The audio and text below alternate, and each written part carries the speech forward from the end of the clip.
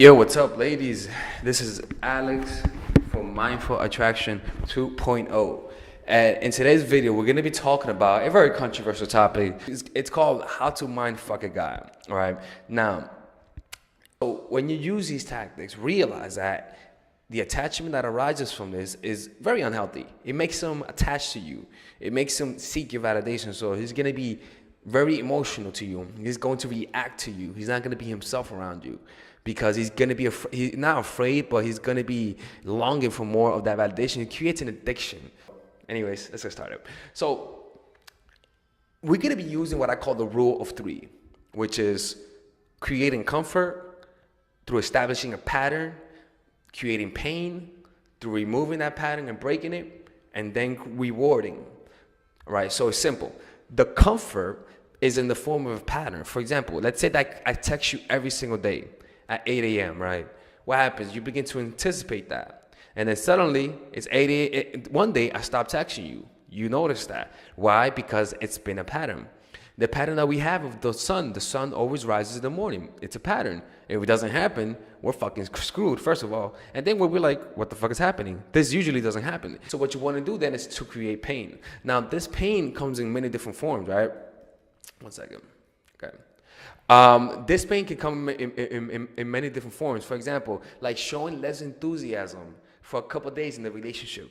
If you usually call and you're very excited and you're very curious about his life and what he did in the day, you don't text him that much or you don't call him that much. And when you do call, you stop the conversation short, or you tell him you're gonna call him back and you don't call him back. Like you start acting subtly unattractive to him by being less enthusiastic, because enthusiasm is a mark of a good relationship. When you don't have a lot of enthusiasm for it, what happens? You're bored, and the person feels that, especially if you were excited and you showed a lot of attraction. Now the door of his heart is open for your validation. Now any form of validation, any form of attraction, any form of attention hits harder and resonates even better. He's not going to see it as needy, because if you kept the pattern of showing validation, what happens? He's going to begin to see you as needy. But if you show validation and then break the pattern by inflicting pain, like going to salsa class or doing things when he knows there's other guys there, or even being less enthusiastic for the relationship for a couple of days, telling him that you're gonna call him and not call him back,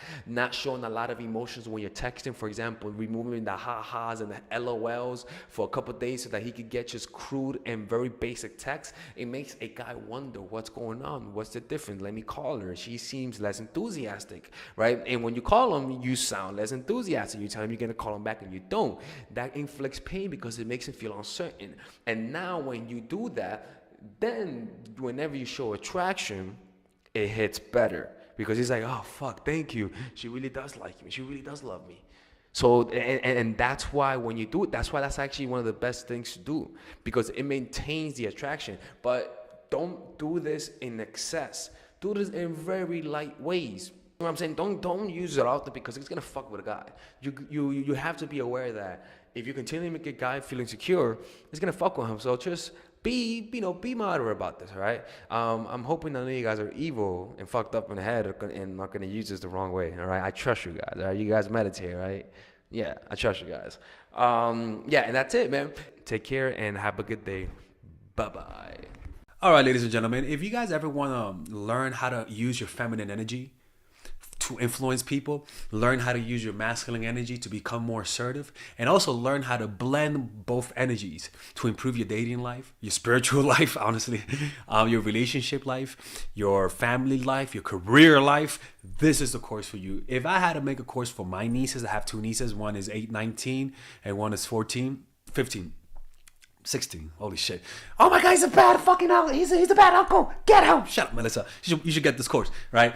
And this is the course that I will make for them. So, for example, watch the curriculum, right? In the first week, we're going to be showing you how to establish a strong masculine foundation without letting it hurt your feminine energy. This masculine foundation is a source of who you are, right? It's your bodyguard. Without this, whatever feminine energy you create will be destroyed by the outside, because your masculine is your shield. So we'll talk about goal setting. We'll talk about how to develop a serious attitude. We're gonna be talking about how to use more logic, how to use more goal-oriented behavior. It's more how to be a man. Now the next one is how to embrace the feminine energy, right? This one would teach you about how to minimize excessive masculine traits, developing self-awareness, healing abundant feminine energy, regulating your emotion, mastering voice qualities and facial expressions, surrendering control, and allowing pain to be felt. This is honestly, this will supercharge, like Kaioken, your masculine energy. After that, we have femininity in the workplace, and how to be feminine in the workplace without letting people take advantage of you, and the nuances of how women of power should behave versus women who are subordinates in the workplace, and even the dress code. This is based on psychology, people. It's kind of insane. I'm actually excited about this one. The next week, we talk about navigating the labyrinth of male and female friendship, and this a lot of women find confusing, so we talk about that. And how to identify envious friends, how to identify the good friends, how to keep male friends, and how to keep female friends.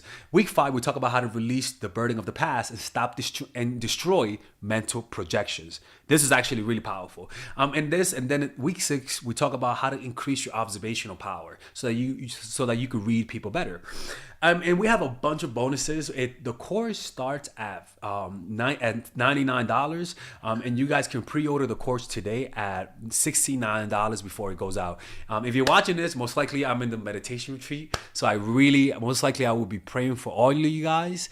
And just click on the description down below of the video. Right there, you'll see it, and you can pre-order that course. It's gonna be out by the end of next month or the beginning of February of March. One of the two, people, because I have a 10-day retreat to do, and I want to finish the course after the retreat, because I think the ideas are gonna be so much better. All right, man. I'll see you guys later. Pre-order, man. I'm closing the channel.